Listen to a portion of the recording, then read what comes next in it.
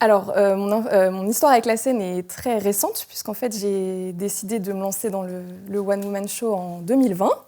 J'ai bien choisi mon année, j'ai du flair. Donc c'est très récent, c'était un rêve de gosse. Et moi, dans la vie, je suis réalisatrice, plutôt de films de pub pour bouffer, hein, objectivement, mais aussi de courts-métrages et de choses plus personnelles. Mais voilà, j'avais cette envie de monter sur scène et je me suis dit, il est temps, 37 ans, de le faire. Donc je me suis lancée, j'ai intégré l'école du One Man Show à Paris. Et même si ça a été une année du coup très compliquée, j'ai quand même pu jouer cet été dans leur spectacle qui s'appelle le Big Show, qui est un concours d'humoristes qui a lieu tous les soirs et que j'ai eu la chance de gagner souvent. Donc du coup, ça m'a permis de prendre confiance et d'être repérée aussi par les professeurs et les organisateurs. Donc voilà, j'ai mon 1 heure qui est en train de se mettre en place, que je joue pour la première fois le 5 mai à Paris. Enfin, on espère. Voilà. Et tu joues où Au bout. Qui s'appelle Rosée Piscine. Donc voilà, c'est le nom du spectacle. Et donc de tout ça. Et mes influences, c'est un rêve de gosse. Moi, j'habitais rue Vieille-du-Temple quand j'étais petite. On allait au point virgule tout le temps et avec mes parents. Donc ça va être tous les anciens, les Valérie Lemercier, les Robin. Puis après, un peu plus tard, les Foresti, évidemment. Très bien. Est-ce que tu as tâté du théâtre ou pris des cours de théâtre auparavant? Non. Jamais. Non. Donc c'est mes premières fois. C'est ma première audition. Voilà. Je vous le dis, c'est la première. Voilà. La première audition? Ouais. Ah, ouais, super. Alors justement, première audition aux Insonantes. Alors comment tu as connu les Insonantes?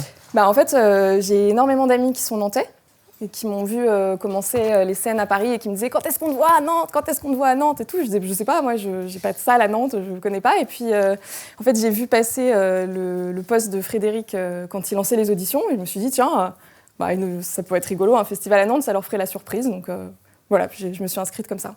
Ah, alors qu'est-ce que tu penses de ce concept un peu original comme des Insonantes? Parce que tu as dû dire des choses intéressantes sur le festival.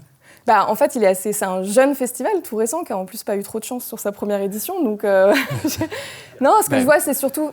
moi, ce que je me suis surtout dit, c'est qu'il y avait un super concept. Mélanger l'humour et la musique, je trouve ça génial. Moi, mon spectacle, en plus, dans sa globalité, il est très musical, parce que je suis une ancienne danseuse.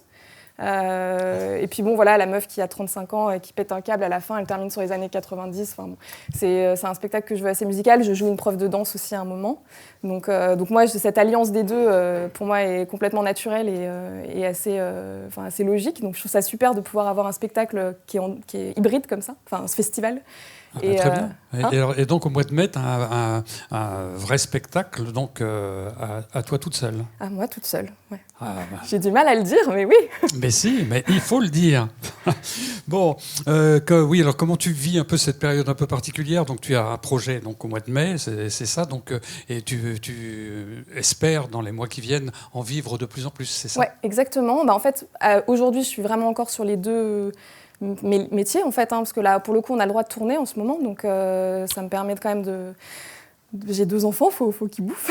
Donc, ça me permet d'avoir conservé une activité et puis de ne pas être trop en frustration non plus par rapport à toutes ces annulations, parce que j'imagine comme tous les humoristes qui sont passés aujourd'hui, j'ai eu 15 annulations depuis septembre, donc c'est dur. Mais voilà, j'ai une activité professionnelle, je bosse et après je consacre tout mon temps libre en fait à la mise en scène et à essayer vraiment de peaufiner l'interprétation, d'expérimenter des choses. Voilà. Et les textes sont de toi? Oui. Bon, très bien.